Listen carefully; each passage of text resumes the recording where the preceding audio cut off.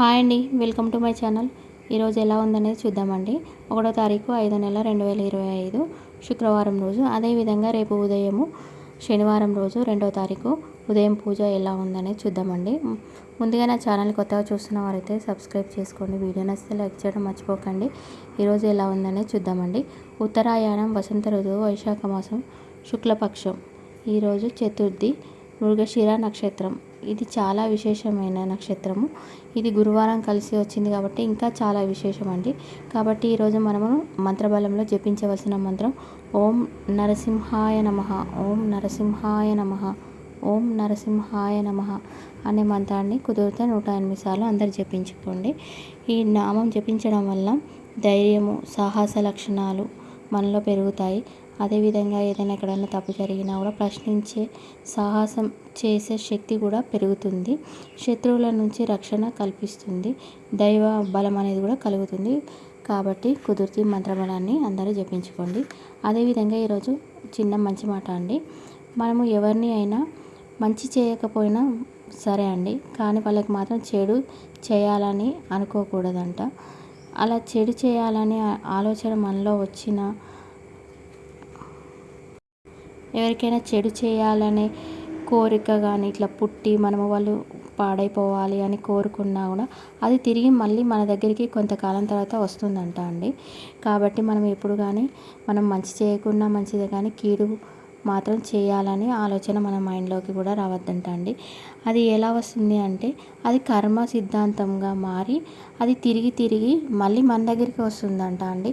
తిరిగి తిరిగి మనకే అది వెన్నుపోటులాగా తయారైపోయి మనకే అనుభవిస్తామంట. కాబట్టి మనము ఎప్పుడు కానీ మంచి చేయకపోయినా మంచిదే, కానీ అది చెడు జరగాలని మాత్రం ఎవరిని కోరుకోవద్దంట అండి.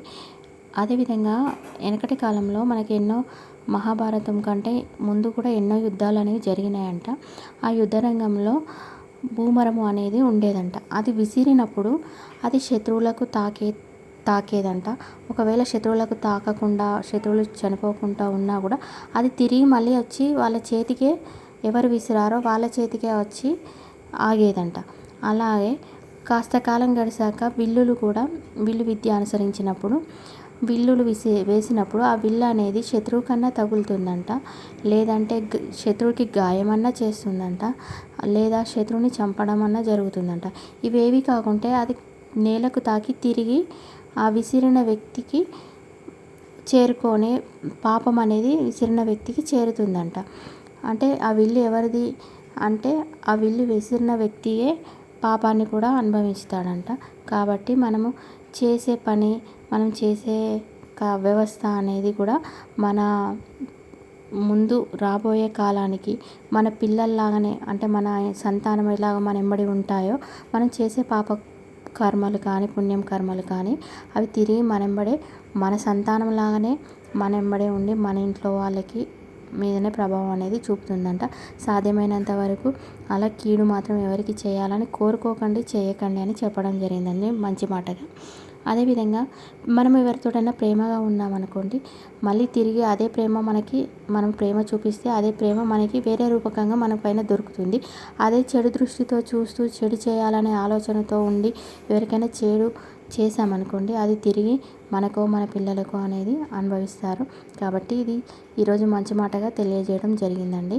దీన్ని బట్టి ఎలా మసులుకుంటారనేది మీకే వదిలేస్తున్నా అని చెప్పడం జరిగిందండి. అదేవిధంగా రేపు ఉదయం శనివారం రోజు ఉదయం ఆచరించవలసిన పూజ అండి.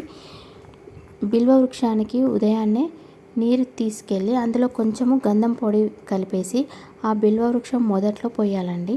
ఈ గంధపు నీరు పోయడం వల్ల చెట్లు ఆరోగ్యంగా పెరుగుతాయండి.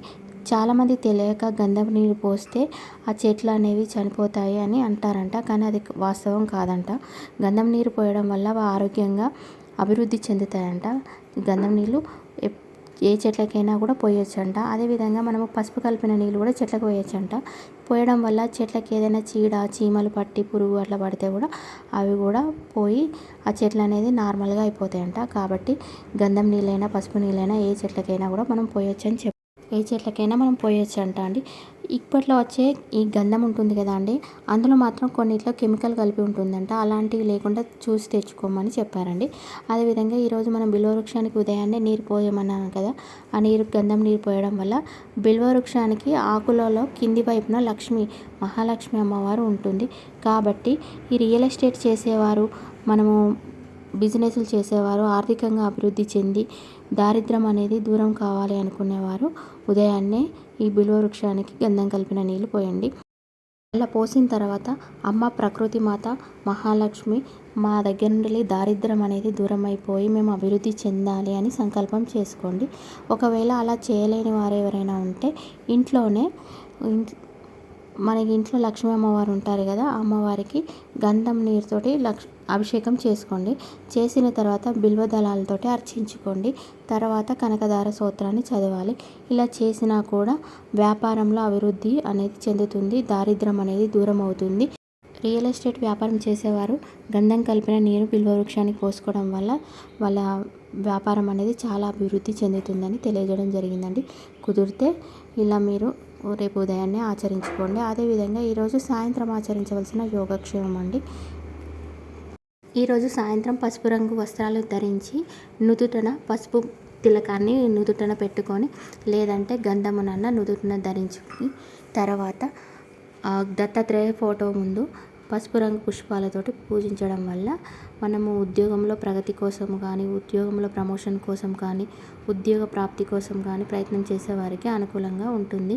కుదిరితే ఈరోజు సాయంత్రం అందరి యోగక్షేమాన్ని ఆచరించుకోండి. వీడియో నచ్చితే లైక్ చేయడం మర్చిపోకండి. కొత్తగా నా ఛానల్ చూస్తున్న వారైతే సబ్స్క్రైబ్ చేసుకోండి. Thank you for watching.